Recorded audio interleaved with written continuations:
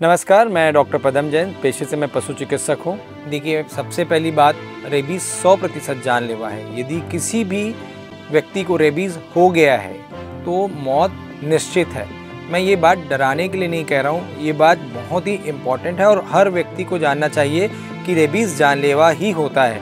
हम एक तरह से उसे डेथ वारंट कहते हैं।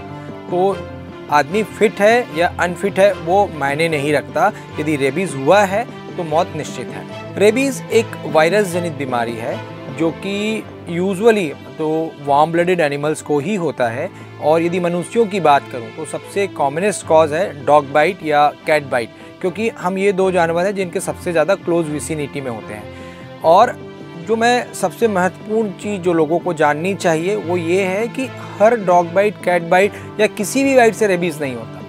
रेबीज़ तभी हो सकता है जब काटने वाले जानवर के सलाइवा में रेबीज़ का वायरस हो।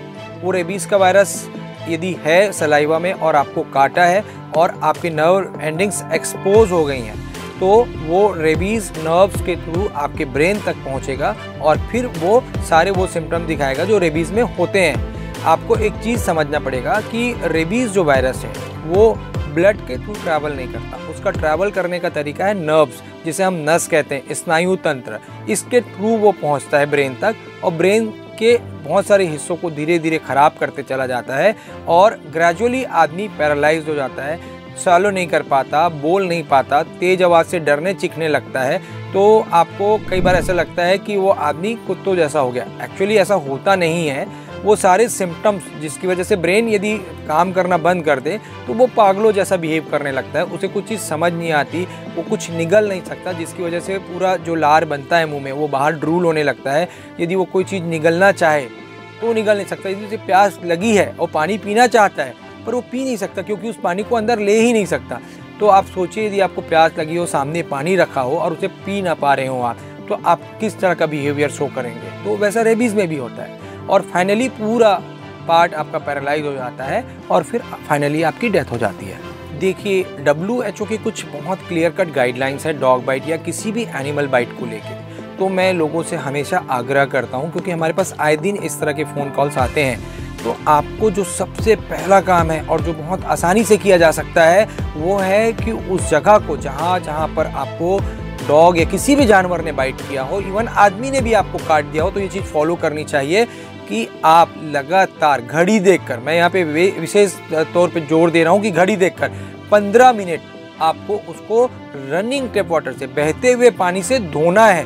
15 मिनट का मतलब 15 मिनट है। आप बिल्कुल उस चीज़ के लिए, क्योंकि यूजुअली होता है कि आप 1 मिनट धोएंगे और आपको 15 मिनट लगने लगेगा, क्योंकि बहुत बोरिंग जॉब है। आपको 15 मिनट धोना है और हर 1 मिनट पे आपको साबुन लगा कर फोम बनाना है। रेबीज़ का वायरस बहुत ही फ्रेजाइल वायरस है जो कि इन्वायरमेंट में कांटेक्ट में आने से तुरंत डिस्ट्रॉय हो जाता है।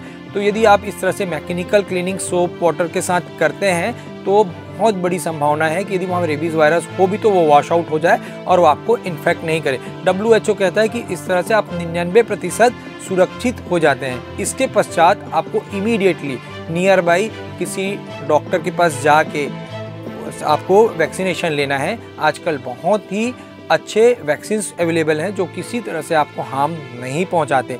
पर इसके अलावा हमें और भी चीज़ों पे ध्यान देना चाहिए कि जो डॉग बाइट है या एनिमल बाइट है वो इंटेंशनल है या नॉन इंटेंशनल है। आप जा रहे हैं, वो किसी तरह से आया और आपको काट दिया, तो इसे हम नॉन इंटेंशनल बाइट कहते हैं और इस तरह के बाइट्स को हम मान के चलते हैं कि खतरनाक है और आपको सारे प्रिकॉशंस लेने हैं। पर आप किसी के घर गए, उनका डॉग है, आप स्ट्रेंजर की तरह गए और उसने काट दिया, तो इस तरह के बाइट्स खतरनाक नहीं होते। पर दोनों ही स्थितियों में यदि आप मानसिक तौर पे बहुत मजबूत नहीं हैं तो आपको रेबीज़ का वैक्सीनेशन लेना चाहिए। इसके अलावा आजकल रेबीज़ इम्यूनोग्लोबुलिन, जिसको हम RIG कहते हैं, वो भी उपलब्ध है। वो डॉक्टर की सलाह के अनुसार बॉडी वेट के मुताबिक उस लोकल एरिया में इन्फिल्ट्रेट कर दिया जाता है, जिससे कि आप एक तरह से पैसिव इम्यूनिटी आपको मिल जाती है और आप रेबीज़ से बचाव कर पाते हैं।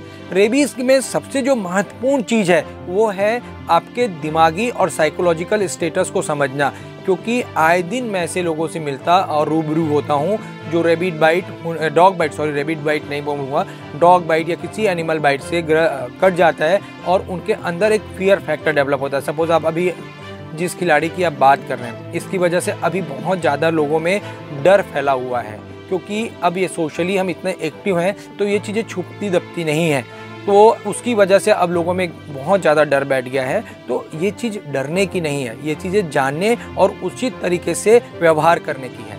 अब बिल्कुल सही है कि लोगों का कुत्तों का या पेट रखने का चलन बढ़ गया है और यूथ भी आजकल बहुत अवेयर है और रोड साइड जानवरों का बहुत केयर करती है, खाना खिलाती है। तो मैं आपको एक चीज़ कहूँगा कि यदि घर पे आप पेट रख रहे हैं तो वैक्सीनेशन, एंटी रेबीज़ जो प्रोफाइलेक्टिक वैक्सीनेशन है वो अवेलेबल है और आपको कराना ही चाहिए। मैंने इनफैक्ट इसमें कहता हूँ कि नगर निगम को भी एक्टिवली ये करना चाहिए कि वो रजिस्ट्रेशन प्रक्रिया करे कि यदि कोई पाल रहा है तो उसको रजिस्ट्रेशन कराए और उसका वैक्सीनेशन को देखे। तो ये तो हमारी जिम्मेदारी होगी।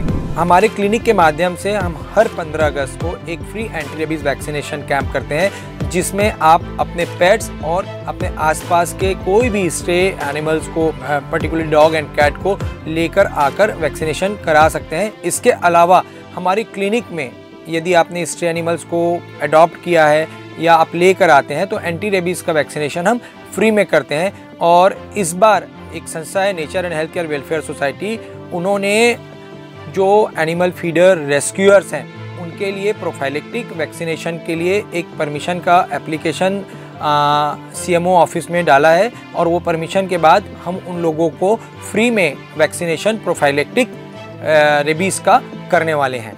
Thank you.